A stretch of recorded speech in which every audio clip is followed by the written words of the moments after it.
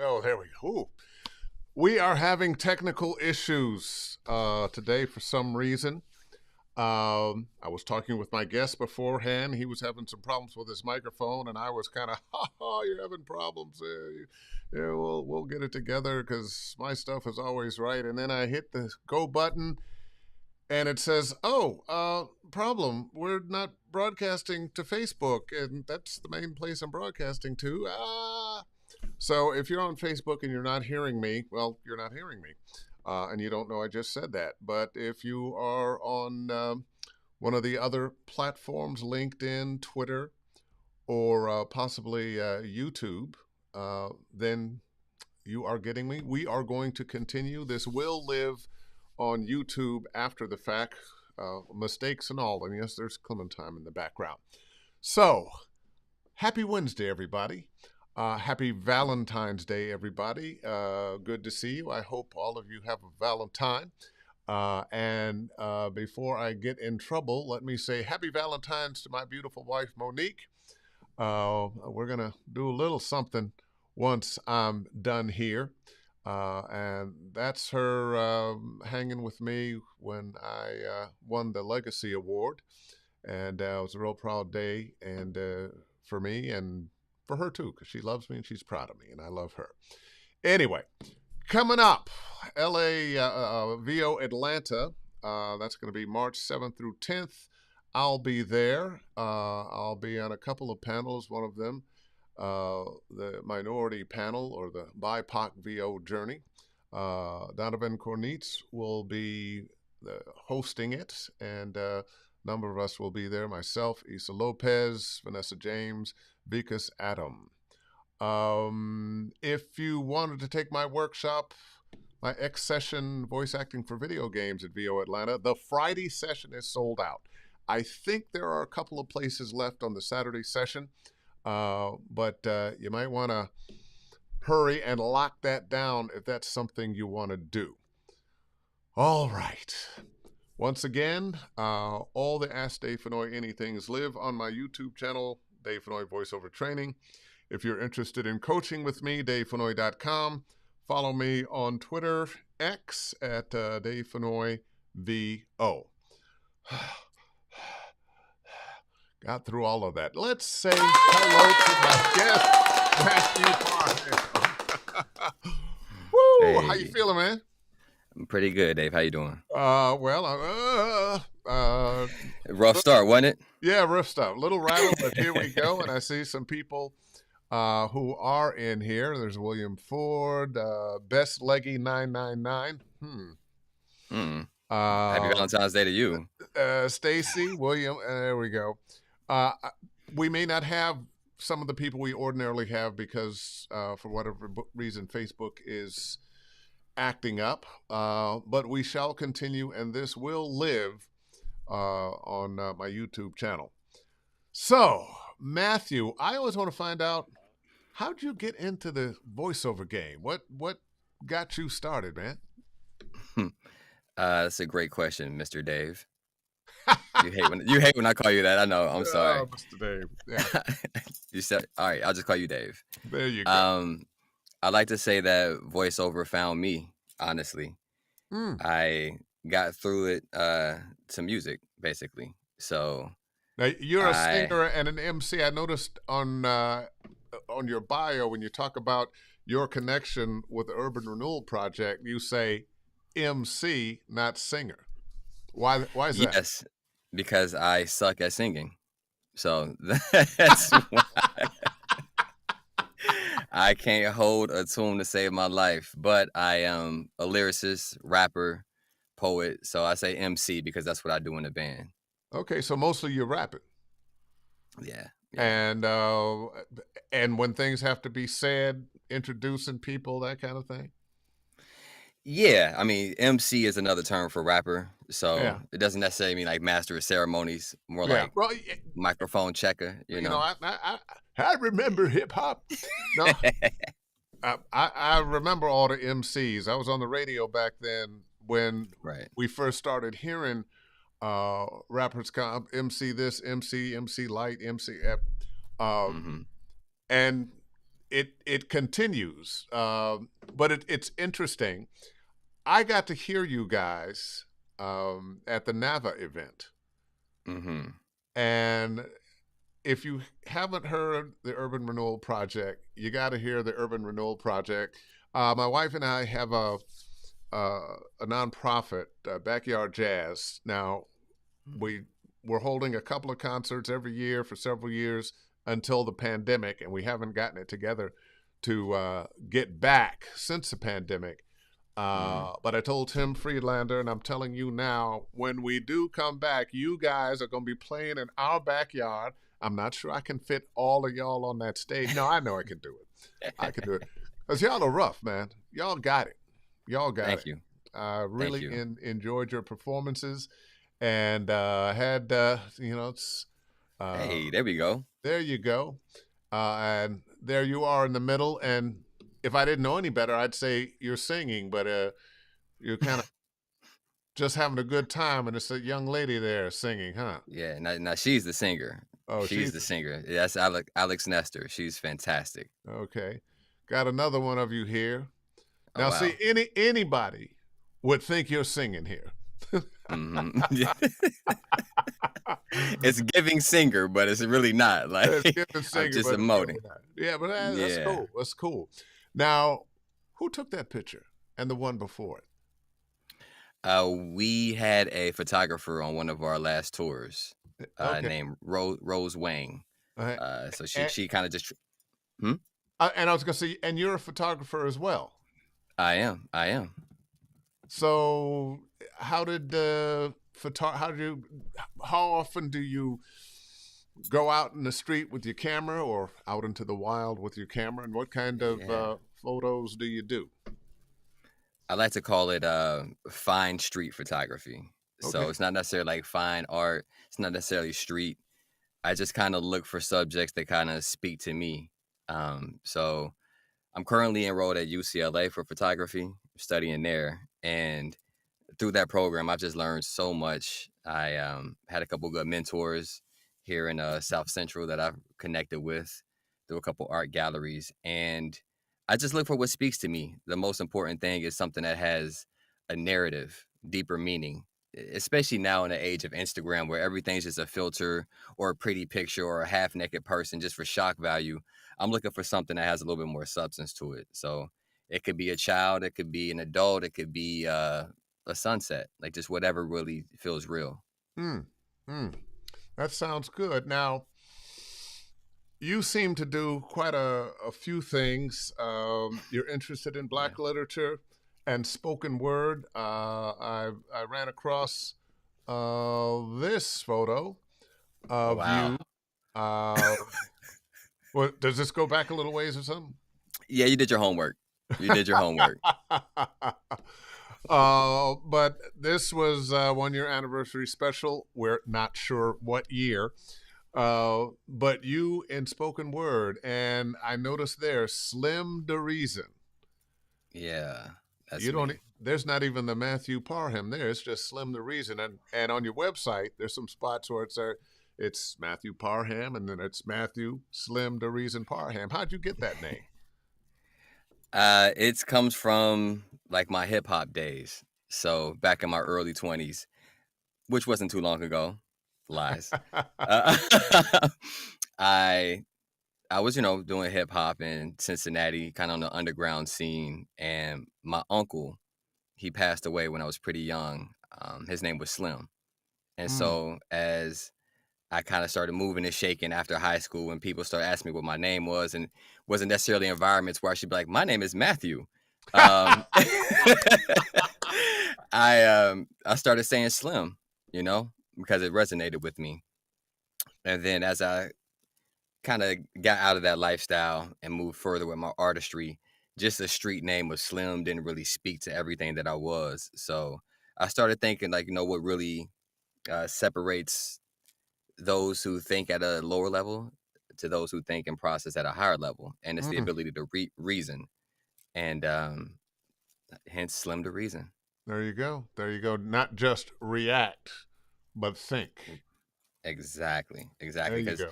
And animals respond to stimuli, but we have the ability to reason beyond that. So hence the And name. sometimes I wonder about us compared with Well, the look, animals. yeah, the political landscape is getting quite base and animalistic now. So It's kind of crazy. It's kind of crazy. yeah, we'll see But what anyway, happens. let's move on. Let's get back to voiceover. And you say voiceover found you. Where were you hiding? Yes, sir. That's a great question. I was hiding in the stagnant energy of the familiar, I would say. I Wow. had been And you're a doing poet. I was hiding in the stagnant energy of the energy familiar. of the familiar. Stagnant Yeah. energy of the familiar. And I just freestyled that. That was great. Yeah, that was great. The stagnant energy of the familiar. Yeah. Meaning like, I was just doing music and hip hop and poetry and rock and roll, just the things I knew. Yeah. And that flyer that you showed is really old, but it found me because I was just doing spoken word. Through spoken word, I met someone I call my big brother, Elmer Damon. He was already in the Urban Renewal Project. And so he pulled me What did into he play? he was the other rapper. Okay. Yeah. And so, he needed some backup because he started to build his business and get busy. So he pulled me into the band. And in the band is one Mr. Tim Friedlander. Tim Friedlander. He was on the guitar in the band. So I met Tim and we had been on tours together and rocked all over the country for over 5 years. And that's what I mean. It found me because one day I'm sitting at Tim's studio and there's copy laying around the studio. Now I had been to Tim's studio for 5 years, recorded plenty of songs there, but never had I seen copy laying around. So I picked it up and I'm like, Tim, what is this voiceover stuff that you always talk about you do? And he's like, try it. So I got in the booth and read it. And Tim's exact words were, you don't suck. Well, if you're on the first time, if you don't suck, you're doing well. That's what I found out later. I didn't understand the moment at the time, but he told me then, like, hey, you don't suck. And if you study and apply yourself, you can be really good. And I did just that. I started seeking out mentors and coaches and classes, and I just threw myself into the process. And so it found me, but I fell in love with it almost immediately. Yeah. Now, you said you worked with coaches. Who'd you work with? Malik Berger. Okay. Oh, yeah. She's great. She's great. Yeah, she's fantastic. Yeah. And a lot of people who don't coach per se, but I will come up to somebody and I will ask them to have a conversation, get a cup of coffee or a old fashioned or bourbon, Yeah. and pick their brain for 30 minutes and extract what I can from those conversations. What's the best advice off the top of your head that you got from Malik or anybody else? You are enough, Ah. and that I don't need to be something I'm not. I have a very unique perspective and voice. I don't need to try to change my sound to be anything other. Like just be you, bro. Bring that Yeah. to the other roles, and that's what's going to cut through. That is so true. And if you are one of those voices that does a lot of accents, a lot of different voices, you still need to bring the you. It still has to come Mm, through you.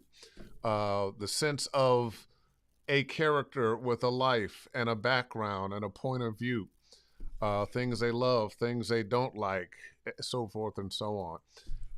I agree. Interesting, interesting, interesting. So I noticed your client list. It's kind of special here. Marvel, MTV, MGM, PBS, Nike, DSW. Yeah, They didn't pay you in yeah. shoes, did they, with DSW? I would have gladly accepted, but no, they did not. They did not. So when did you do your first demo? I did my first demo maybe after 6 months of coaching. Hmm. Um, which may be too soon for some, but I think I had a lot of transferable skill set coming from a performance background and the poetry, so it shortened my I'm going to time. say I know the rapping, the poetry, the spoken word. Uh, Often I'll talk to students about, well, we want to be a really good actor, but we also want to find the poetry in what we're saying. Mm, And often people get to the point of, okay, I finally can play this character, but then we want to add that other element of poetry, that this Hmm. character has a rhythm, this character has a way of saying things, and we want, and the writer, because a lot Right. of times I seem like I shortchange writers because they only take us halfway there. We got to take it the rest of the way. When we find the Yeah. poetry in there, it's Yeah, important. exactly. Because we don't speak in sentences. We speak in thought. And so poetry is just really a vehicle for thought. And so when you connect the sentences in the copy to the intended thought, then you kind of tap into that poetry of the moment. Yes, yes, yes, yes, yes, yes, yes, yes. Now I know why you're in Nava. I know how you got in there because of your relationship with Tim. But how did Hmm. you end up being uh, the director of operations? That's a question I ask myself every day. And I always tell people like I may not be the most qualified or the most educated. I mean, I went to college, but I might not be the person with the resume that seems like they should be a director of operations for such an impactful nonprofit. But I am the man doing the job because it needs to be done. And so I think that's how I found myself there. It is because of my relationship with Tim, but Tim knows many people, and there's a lot of people in my band with Tim. He could ask anyone, but he asked me to do it because, first of all, I remember Tim being on tour with us and just, racking his brain about the voiceover industry and talking about this thing that he wanted to create years before he actually did it. Yeah. And then to see it come into fruition right when I'm entering the industry, it's just it's kismet, it's serendipitous. And so he needed my perspective on the board, someone who's newer, younger, hungrier, a little aggressive. Somebody who had time. Somebody who had They, well, I don't know if I had the time, Dave. I think I just made it. That's what I'm oh, saying. Like I think I'm just it, the man who's just doing it. it had more to do with he didn't have the time to do, Ah, so he needed somebody with the time or somebody who was going to make the time. There's an old saying: if you want something done, ask somebody who's busy, because people who aren't busy just can't find the time. Um, and so, team. and I know the sacrifice that he has made. He's basically given up his career as a voice actor to move other voice actors forward with Nava, Yeah. and find a way that people in Nava can have health care. And recently, amongst all the fear and gnashing about AI and Hmm. taking over voiceover, and we see it clearly if you are flipping through TikTok or sometimes on Facebook and you find the videos and you're flipping through the there are some voices that keep coming up and keep coming up and keep coming up, and they're AI voices. Somebody has cloned these people's voices, men and women. There's quite a few of them. Uh, Hmm. and you hear those voices over and over and over. And you can tell they're AI. The voice may sound good, Yeah. but eh, it never hits you. It never touches this and this. I always say voiceover, you got to touch your head and your heart. And all too often, it's just informational, or we like the sound of the voice, but not just Hmm. there. Well, our fear, of course, is that our voices will be cloned and used without our permission. Um, you guys went to Washington, Hmm. uh, you and Tim Hey. and Karin. I don't know why I didn't get a picture of Karin in there with you guys. But there you are, clearly at the Capitol. What was that like? Who did you meet with? What did you have to say? And what should we be looking for the future of voiceover and AI? That's an extremely loaded question. I will attempt to answer it as well as some of the other things you asked. So in joining the board, I became director of operations because I volunteered to be the secretary. Mm. When it's not a glamorous position. People think it comes with a stapler and a skirt, but I just took the notes. I showed up whenever we needed it, and as the AI threat grew, we just got more and more involved, and so that eventually uh, progressed to the point where we saw some early drafts of legislation because a state senator reached out to us and asked for our endorsement. From there, we just got hyper involved at the political level, and we eventually connected with a lobbying firm, and it was just a perfect marriage of just altruism and intent, and we developed a strategy and started to execute it. So we went to DC in November and met with over 15 senator and representative offices, everything from staffers to the big guys, and just really delved into the concerns of our industry because it is a very niche market. And Hmm. especially compared to music and movies and all the flashy things, people don't really think about voiceover. That's kind of like the redheaded stepchild of the industry. So we we just started making our concerns known because we are essentially the canaries in the coal mine. Yeah. We're the first ones that are going to be affected by this generative or regurgitative AI.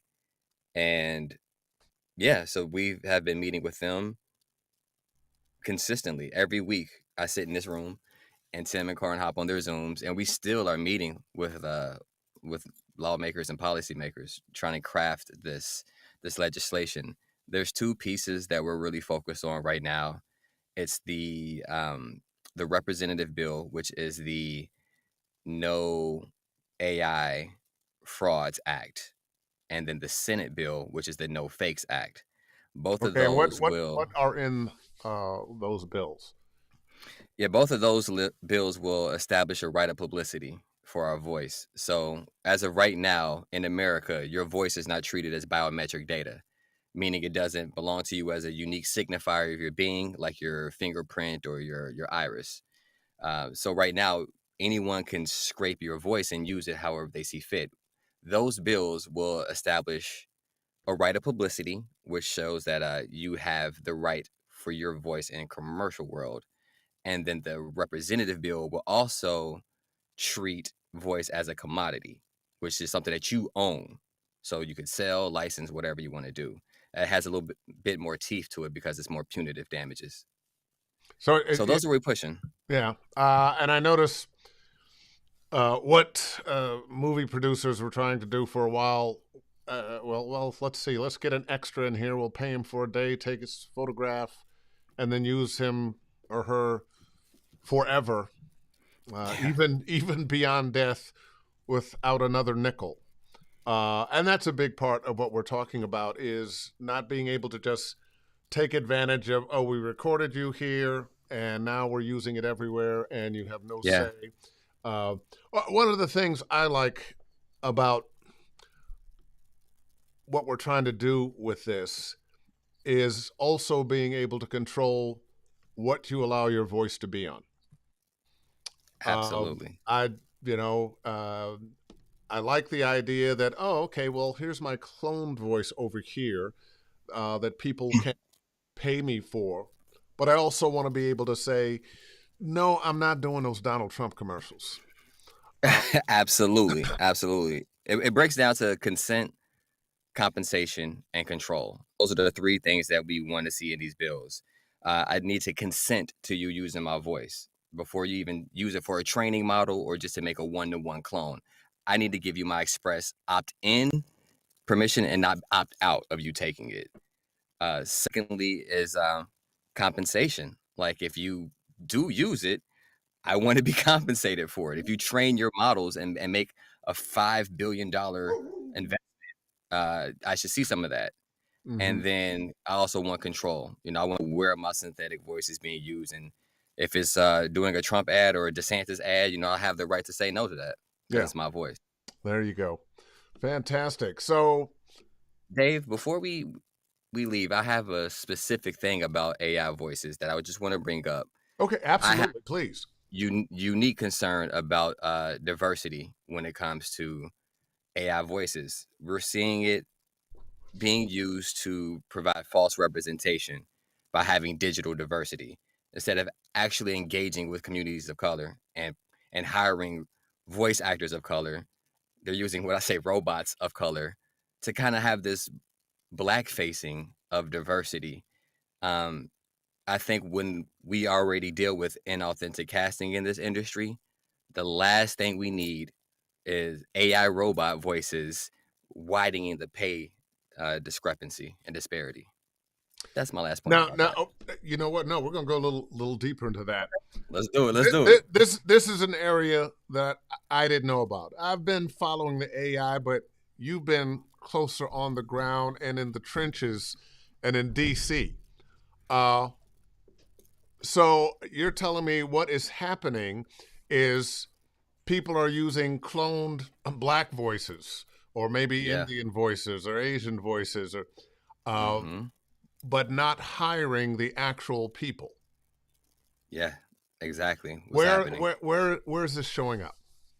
Well, can't say that specifically because we don't want to be sued. But I, I definitely had a What session kinds of, where without saying the product or the ah cartoon or the video game, what kind of commercial commercials? world for sure. Yeah, commercial world, and even in animation too. But it's a lot easier because the performances aren't as nuanced in commercial as opposed to animation, so you can get away with it easier.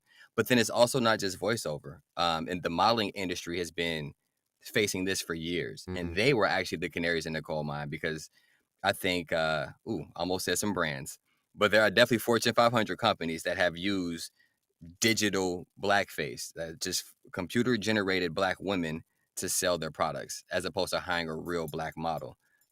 That's been going on for years. And so, yeah, it's happening. And if we don't get these laws in place, it's going to be just a situation where you can't put the genie back in the bottle. Well, and we're talking about ourselves as performers, as voice actors, as models, as you just mentioned, as actors, the uh, extras and whatnot that could be out of work forever, just careers. That part of acting as a career gone. Yeah. Uh, but AI is touching everything, and it's not just us. And I don't know if the public understands how entrenched it already is and how many Mm-hmm. types of jobs it can take away. I Mm-hmm. like the idea of, oh, there she is. Hey, baby. Hey, God Mo. Oh, bless. Matthew said, hey. hey. You know. Say thank you. He wanted to call me Mr. Dave, baby. Well, Dave, that's where we are right now. Oh, you're supposed to be on my side. Meanwhile, see now I'm all ooh, let me back up Uh-huh. and Love struck. love struck. Let me back up and go back to exactly what we were talking about here. Uh, this is going to take jobs away from truck drivers. I have a Tesla. I don't actually let it drive me places because I just don't trust it. I think it might do Yeah. fine, but I don't know what other cars are going to do. Mm-hmm. But we're talking about transportation over the next 5, 10 years. That's on autopilot. That may Yeah. eliminate this industry we have now that they're not getting paid enough. The Uber and the Lyft and truck Mm-hmm. drivers. There's thousands and thousands of them moving products all across the country. That might go away. Yeah. It, It's every industry is under threat. Um, I think I'm uniquely focused on the creative industry because because that's in what we're in. certain aspects, because that's what we are in first and foremost. And in certain aspects, AI can only be implemented in the way that automation happened in the automotive industry, Mm-hmm. where it can kind of improve things, and it can improve in VO too. But as when it comes to art and creativity, I mean, we're talking about the complete destruction of creativity and the smoking gun is built with with stolen parts. Like, they're literally taking from us and building this weapon against us, I have, and it's yeah, over. yeah, I have seen ads that, how to make money writing books. And what they'll say is, um, come up with the idea for a story. You load in your AI template, uh, enough information, and then you say, write me an X number of page book uh, in the style of, and insert writer Right. here, and away it Hmm. goes. Now, is that book going to be good? Probably not. Um, No, it's not, because it's going to be regurgitated, and it's the complete like sterilization of creativity. It's like it's yeah. going to just atrophy because it's nothing original. It's just regenerating content. Okay, hold on 1 minute here. I want to hit For that sure. and that. We got a question here. Lyle McCarty, can you speak to AI usage crossing lines of slander and libel, particularly if your voice turns up in porn, the dark web involved in human trafficking, etc. Which she whose name I was not going to mention, Taylor Swift. Oh God. But Yeah. the sexual AI photos that popped up of her a week or two ago. Uh, Yeah. if it happened to her, it's going to happen to a lot of other people. But your thoughts on that question, I'll put it up again so you can see it. AI usage Yeah. crossing lines of slander and libel. I'll do you one better. This is Karin's main talking point in DC, is that we're talking about adults in this situation. It's happening to kids. They're taking kids' voices and coupling it with the computer generated child pornography. It's happening. So this is what This is happens when you don't have sick. agency. It's sick, it's twisted, but for some reason it's happening because there's a market for it, which I don't understand. But yeah, it's able to proliferate because as of right now, no one has agency over their own voice. Mm. Additionally, they are masking their trails because they're no longer doing one-to-one synthesis. They're doing blended voices, composite voices. And so, it might be 10% Dave Fenoy, 5% Matthew Parham, and 20% Michael Scott. And we just won't know whose voice it is. It just sounds vaguely Kind of African familiar. American, kind of familiar, and that's how they're kind of covering their trails. So right now, until we get a right of publicity and ownership over our voices, it's going to be really hard to prove that it's actually you that's being cloned, and have some legal ramifications for it. Another I know. question or comment. AI is impacting and endangering many aspects of life, especially in all areas of entertainment. Voice acting, music, photography, film acting, and all. And we have seen examples of all of that. Yeah. I had forgotten the Beatles song. Now that they did on purpose Mm-hmm. and was put out, but that would be one of the best examples of how AI can bring entertainment, but it was entertainment that was sanctioned uh, by at Yeah. least Consent. the creators. Mm-hmm. Consent. Mm-hmm. And there's a path forward. Like I like to say that I'm not anti AI. We're just pro voice actor. And so there are many ways in which AI can create passive income for voice actors. I'm extremely interested in that. If it can do pickups for me, if it can save me vocal strain from not having to yell, if um if I'm able to license it, and Karin gives an example. If you license your voice to the New York Times, there's no way I, as a human, could read it cover to cover every morning right when it hits the press. But my AI voice can do that, and I could be asleep in Yes. my bed, getting money that way. And that's the So argument. My wife and I have arguments about AI. And she does not like AI at all. And I go, honey, one, it's been with us much longer than the conversation about it. And B, yeah, it's like everything else. It's the yin and the yang, the up and the down. Uh, there's some good things there's that it's going to bring, but there's some danger. Yeah. And what you and Karn and Tim and Nava have been doing for those of us who are voice actors is trying to accentuate the positive and eliminate the negative. To Yeah, quote it's it, a great tool. yeah. It's a great tool. But like they say, a hammer could be used to build or destroy. So it's just Hmm. And sometimes even when try you're trying to build, you hit your thumb. to Let's see. I got a comment here from AKLJ. Hey Matt, congratulations. Happy you're getting the platforms you deserve. Well, that's nice. Hey, Is that somebody you thank know? you very much.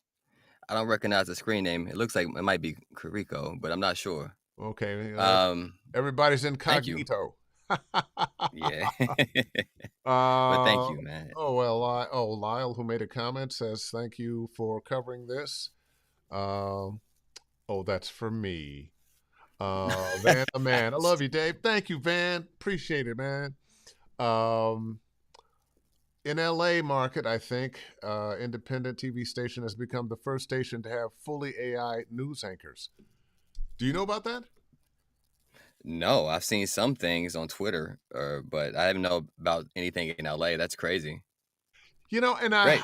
I'm always wonder about the people who have a job and in their job they decide that they're going to take everybody else's job.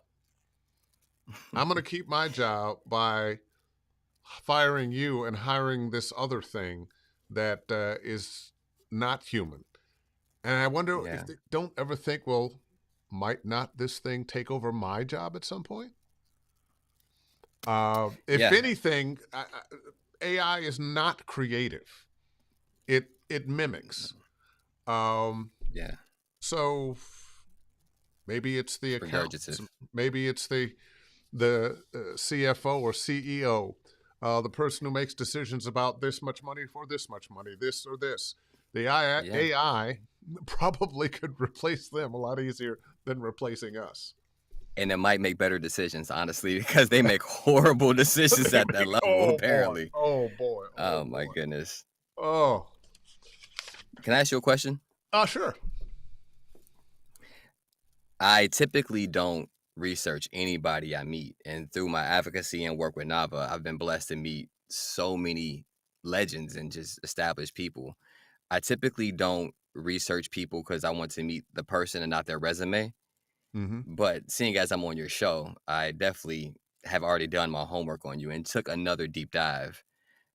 First of all, thank you so much for allowing me to be on your show. You're an absolute legend in this industry, deserving of every award and accolade you've been getting lately and throughout your career.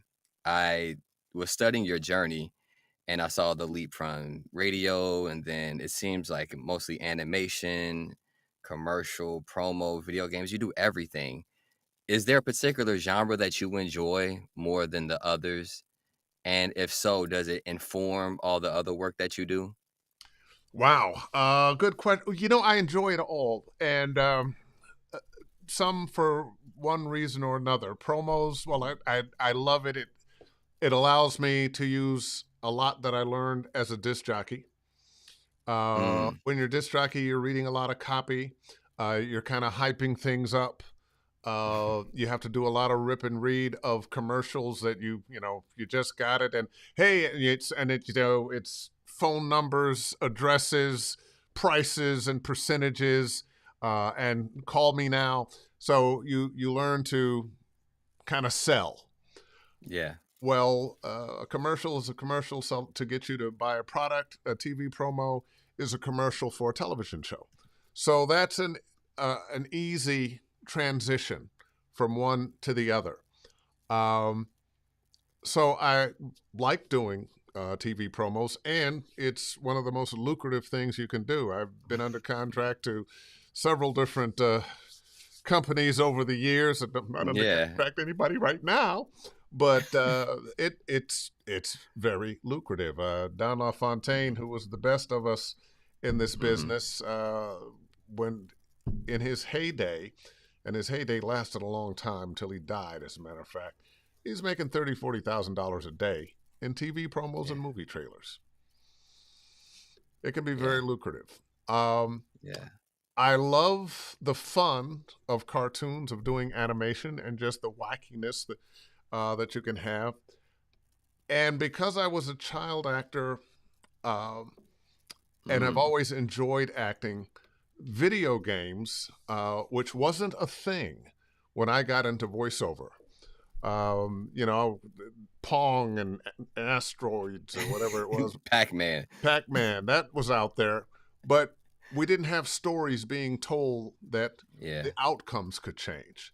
And it Mhm. started to happen in the late 90s, early 2000s. And I don't think we've reached the pinnacle of video game yet. But learning and being able to do cinematic performances, serious acting with microphone and words on a page or screen, but learning to bring the movement, the feel, the thought, Yeah. the attitude of a wide variety of characters, and being able to use all the things I learned through life that I just learned doing accents because I knew people from different places, or I listened when I was watching movies or television, and kind of picked it up. I was a musician for a long time before I got into this side of things. I was a musician in my teens till I went into radio. And I still played then, but got bad hands now, you know, a little arthritis and all that stuff. But it kept me close to entertainment. I used to think when I was playing that I'm a musician. That's what I am. Once I had to let it go, and I discovered, you know, I had a kid, and, you know, sometimes you're making money, sometimes you weren't. Kid needs milk. They don't care where the money comes from. So I went into radio because I'd always been told, oh, man, you got a great voice. Oh, you sound like the guy in radio. Well, that's because grew up in the hood, but my mother was a school teacher. And she wanted to make sure I spoke English, American English correctly. And in high school, they sent me to a private boys' school. I was the first black kid to go to this private boys' school when living in Cleveland. So now I'm around, you know, wealthy white kids, actually white boys, because it was a boys' school. So I learned to adjust and speak a bit like them as well. A little code switching. And we all code switch. And so I think sometimes as a voice actor, when you've learned to be a little bit of a chameleon, yes, not only did I learn to talk like them and just be able to enunciate clearly and jump into that voice, which I have to say is still part of me. Right. But my father was a veterinarian, and when I was young, he had a private practice, and he shared an office with the Western Union. So it was a veterinary office on one side. On the other side, it was Western Union. And the guy who ran the Western Union side was a fella named Roscoe. And Roscoe liked to smoke his cigars and drink his whiskey. And he and my daddy were real good friends, and every now and then, he and my daddy get to drinking at the house. Now, he ain't go driving after that, but they enjoyed a good drink and a good joke. So you start learning to imitate people you know, people that are around you. And all of those things, the musicality, which teaches a little rhythm in how to speak, all those things help me be able to do a wide variety of things. I've been really fortunate because sometimes one area would drop off a little bit and the next one would pick up. And the whole video game thing, who knew? Who knew? When I look at all your work, there's a through line though of you, no matter the industry or the genre. You're still present in all of it, and there's this uh, this nobility and this extra layer of polish on everything. Even your gruff video game characters, they have a little like a element that makes them more than just like a stereotypical performance. Like there's this regality that shines through, and I'm just wondering like if you have a certain like acting technique or mechanism or mnemonic device or whatever it is Hmm. that pulls that through. Well, I think there's some things that you're not in charge of. The quality of your Wow. voice, there's nothing you can do about that. I remember back in the day, I would hear when I first got into voiceover, I'd hear about guys that started smoking cigarettes because they wanted to get their voice a little gravelly. Hmm. And then, of course, they died early from lung cancer, but they had a great career for a little while. From time to time, I'm cursed with, oh, that's the new sound. That's what they're going for. And you try to lean a little bit into that. And you can, but you can't lean all the way. It's still going to Mm. be you. Um, Hmm. so, one of the things you said early on, you've got to find the you. Right. Uh, the you can be a wide variety of things. It doesn't have to be just that one thing. Don LaFontaine, it was that one thing. Made him more Mm. money than anybody. I have some other friends in this business. I'm afraid to talk around them because they'll imitate my voice within 5 minutes.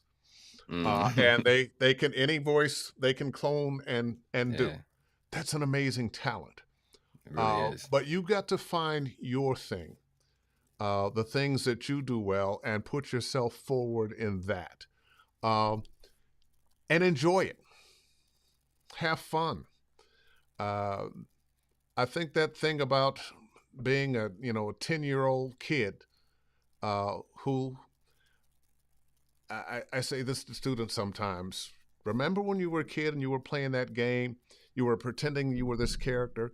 You weren't judging yourself. Oh, am I doing it right? You were having Right. fun.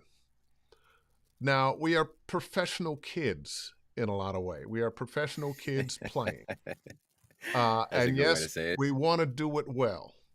But Yeah. if you let go of the idea of the fun of this, if money weren't a thing, we'd do it for free. Yeah.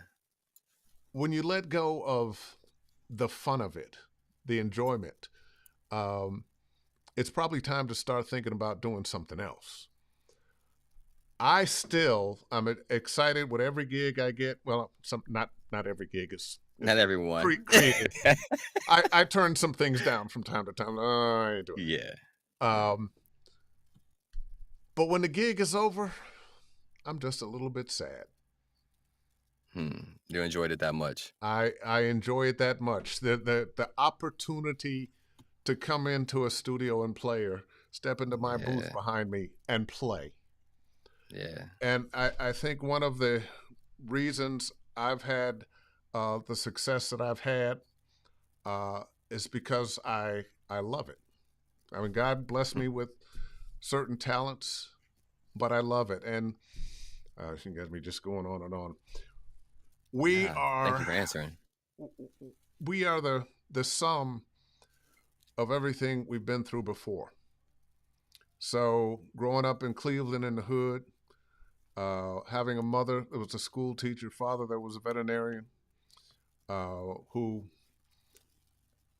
they were some of the first in their families to go to college.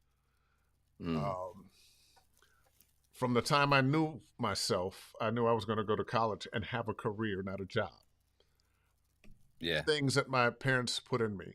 As a Yeah. kid, there was a place in the hood, in the black community, Karamu House, that was all about art and performance. So I played trumpet there. I did modern dance there. I did theater there. I did art there. Oh, wow. Um, and in high school, at the private boys' school, I played football, and I was president of the theater society. I did theater there. I directed some plays there. When I first went off to college, I was a theater major uh, at McAllister College. But I quit after 2 years and went on the road as a Start singer-songwriter rocking out. started rocking out for a couple of years. Went back to school in music, finished up, and shortly after that, I'd gotten married, had a kid, and the music wasn't working. Life. So it's been a journey. I've done a number of things, but since 1990, when I came to LA to do voiceover, that's what I've been doing. What a blessing. Yeah. What a blessing. And I think joy is a big part of that recipe. Not just happiness, because happiness is temporal. It can come and go. But joy is like something intrinsic. So I think that shines through in everything you do. And I think that's actually the through line of your performances that I'm picking up. Yeah.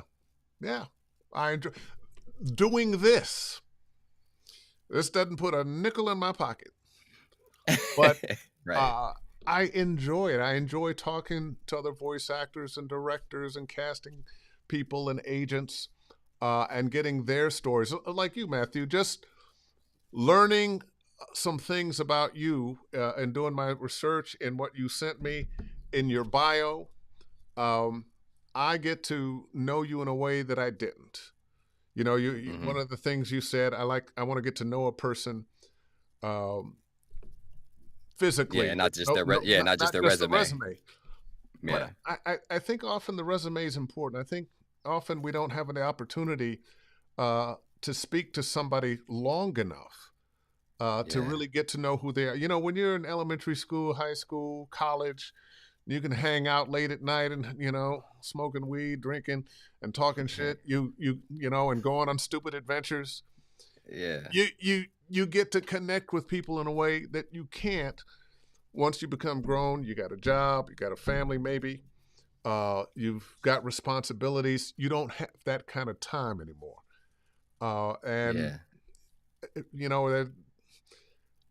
I like the idea that I get to know you and the people that I interview beyond the friendship that I might already have with them. I've interviewed some people I've known for years, learned things I didn't know. Townsend Coleman, who was a great voice actor. He's been a promo voice for NBC, was for many years, and Family Channel, Teenage Mutant Ninja Turtle, a lot of cartoons. It was Michelangelo in that show. Yeah. We were on a lot of cartoons together. I knew him 20 years.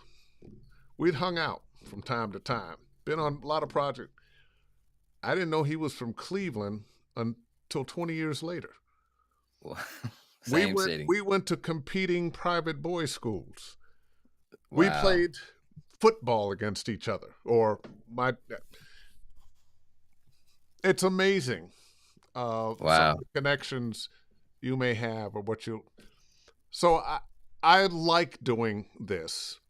I learned some things, and I get to know people I know and respect in a way I didn't before.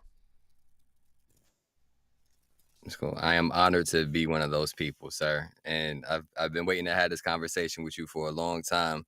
I wanted to earn it and not, just force my way into a conversation I don't belong when people are gathered, I'm glad I'm going to say something about you, how you show up in the world. You're somebody that people are going to notice. There's something artistic about you that those of us who feel like we are artists are going to recognize. Don't always recognize, exactly what it is. But sometimes you see a person, you take notice the next time. Oh, yeah. Next time, that's right. Okay, I'm feeling it. And that has been my relationship that you don't know about with you. And then to see some of the things you're doing when you find out, he's in Nava. Oh, director of operations. Oh, he's in the band. Oh, yeah. What? And then the things that you're doing, Black literature, spoken word, rock, hip hop, and jazz. A lot of people say, well, how does that happen? I get it. It's all Black music.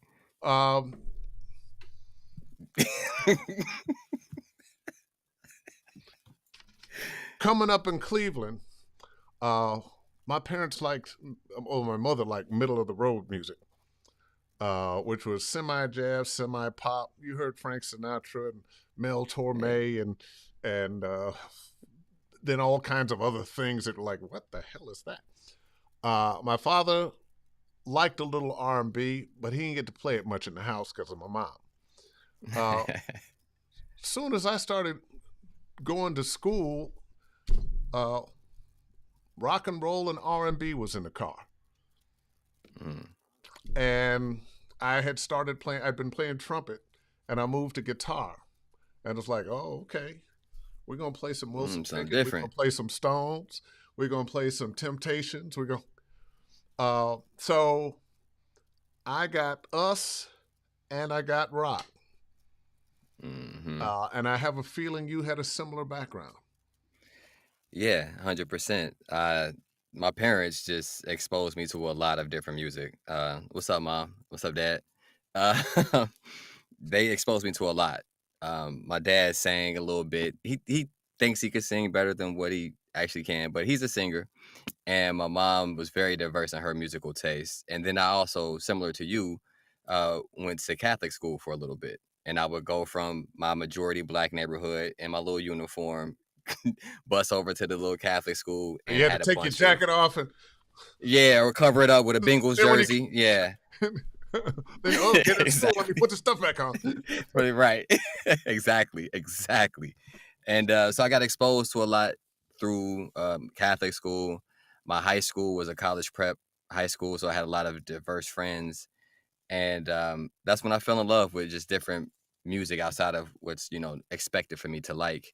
And then when I moved to California, uh, just pure luck, I met a bunch of other cool white boys from Cincinnati, and together we made the rock band because I already had a love for it. I had just never had a vehicle to perform it personally. And so we kind of just blended our styles, and that just further deepened my love for rock. And they taught me so much, and we're still good friends to this And the day. truth of the matter, the rock was just, an imitation of what black musicians were doing before. 100%. And, Absolutely. sometimes you don't get that or know that. A lot of people don't. Yeah, like Chuck Berry, he's rock and roll. Like that's what it comes from. Little Richard, like Little all Richard, this other stuff is the just creators, everything else now is like the AI Big Mama version of it. Thornton, go way back. And Okay, you the beat me. people who were most honest about it was the English invasion that came over in the 60s, the Rolling Yeah, the Stones, Beatles, the Animals, the Beatles, the Who, they knew it. Cream. Um, those guys, what were they doing? They were playing what the black musicians were playing. Only Yeah, it came out the way it came out because of who they were, which takes us back to you got to be you. As a matter of fact, mm, even if you're trying not to be you, you're still you. So you might as well yeah, allow for your own real authenticity and mm. let that speak. I always say like I make a horrible you, but I make a perfect me. There you go. There you go. And that's what I try to live my life by. I didn't start having success in my art until I realized, oh, I'm weird and quirky, and that's why I'm different, and that's what makes me great. Just I've said to be people the weirdo that I am. that thing that people laugh at you about or find quirky or question in you is the thing that's going to be your success. Exactly. And so We're all people see me character. with my little different style. We're all Like character I actors. wear the nail polish, the rings, the bracelets, the chains. That's the stuff I had to suppress in different neighborhoods. I mean, I still live off of Crenshaw, and I can't, people don't understand me in Lamert Park, But but I'm going to tell you, just like we truly influence America in everything, the rest of America influences us as well. It's a symbiotic relationship that black people have with the rest of America. yeah, Not only do we interact with white America and take things from them, but Latin America, and Asian America, Indian Very true. America. Um, Yeah. we are as influenced as we are influencers, and we are tremendous influencers. Globally, Yeah. globally, and it's a beautiful American experiment of amalgamation. Diversity is our strength, Yes. um, but when you have a fear mind state, I think that's where the the Trump voters and the people who stormed the Capitol and all these people come into the equation because they fear the We diversity. we have a lot to overcome still. Um, I think it's a mistake to say nothing has changed because it has. For I sure. remember when we didn't see black people on TV. I remember when, if there was a black person on a television program, it was because the story was about race. That's not the case anymore. We are populating TV. We're populating movies. I'm not saying everything is as it should be, but we have By no come a means. long way. But still, um, the systemic racism that is there, Absolutely. uh, Baked in. that is baked into the cake. The idea Hmm. that there are politicians that want to limit your ability to vote, Or read. or read, or find out about your history, Yeah. which they did a tremendous job of suppressing. But now we don't have to depend on white scholars who may have an Yeah. agenda, or who actually have had an agenda. There are books out there that are all about how we are inferior. But now we have our own scientists, and we have white scientists and others who aren't afraid of the truth, and who Hmm. are, yeah, the ancient Egyptians were black, they were African. Like that. Right. I Exactly. I had a friend of mine. She was a Jewish girl years ago, and we were talking about something, and I was mentioning that the Africans, the Egyptians were black, and she's, oh, they're not black. Look at the people over there. And I said, I said, you know Egypt's in Africa. She says, no, it's not. It's a Middle Eastern country. And Wow. I had to pull out a map on her. I said, look, that's Africa. Yeah, but the people who live there. I said, well, those are the people there now. I said, let's go back 300 years, 400 years on this continent. Who was here? Right. Who's Wow. Good here point. now? Right. That's a great analogy. Good point. I'm Um, using that. and to justify how we were treated, um, people had to bend over backwards and ignore, hide, erase as Yeah. much history about us as possible. When the English arrived in Benin, and it was this huge city with walls that went on for miles. They destroyed the whole place because they couldn't explain it. These Africans have no culture, but they stole as much as they could and took it to Europe, put it in Yeah. museums. The obelisks they found in Egypt. It's undeniable, and it speaks to the inferiority of the fearful. Like it just doesn't have to be this way, but I think there's an illusion of separation. Part of it. Um, Part of it is just evil. We have to do this to justify dehumanizing these people that we are creating the wealth of this country on the backs of. yeah. And so we have to believe this. And when you really think about it, the very, very wealthy, who were the slave owner class, most white folks in the South didn't own slaves. Yeah. But they got the message that, well, at least you're not black. You may not have anything, but you're a step up from these black people. Why did they have to make it illegal to teach black kids to read? Yeah. Because somewhere inside they knew these people are stupid. Yeah. Why did you have to not look at white folks? And yes, because they knew if you stand up as you are equal. Hmm. Yeah. I feel like we can go on this whole journey about America and systemic racism, and I would love to. But it's time. But We are 11 minutes late. I never go this long. well, we having a good conversation. But Yes, we are. to put a bow on it, at the Nava Gala, you're the same age as my father, Dave, and so Oh, he's young. I Man. wanted to. Yeah, he's all right. But so that means you weren't born with the right to vote. Like, you weren't born with the right to vote. Wow. It's my generation that is the first ones born with the right to vote. That's how new the issue is. It's still haunting us. It still lives on today, as verily as you're sitting here with me now. Like, it's still present and alive, and that means we have that much more work to do. It's still a So huge political fight.